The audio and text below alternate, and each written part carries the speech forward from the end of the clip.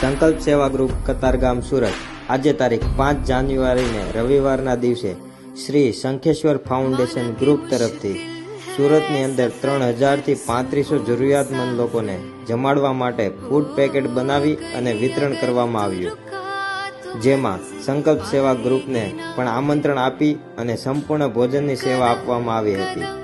શ્રી શંખેશ્વર ફાઉન્ડેશનના તમામ હોદ્દેદારો તથા સભ્યોનો ખૂબ ખૂબ આભાર કે જેમણે ખૂબ જ મોટું આયોજન કરી અને સુરતના દરેક ખૂણે જરૂરિયાતમંદ સુધી ભોજન પહોંચાડવાનો એક મહત્વપૂર્ણ માનવતાનું કાર્ય કરેલ છે। તમે પણ સંકલ્પ સેવા ગ્રુપ સાથે જોડાઈ અને સેવાનો લાભ લઈ શકો છો। આભાર। डरना तो बंदया, रुकना तो बंदया, राह पे चल बंदया।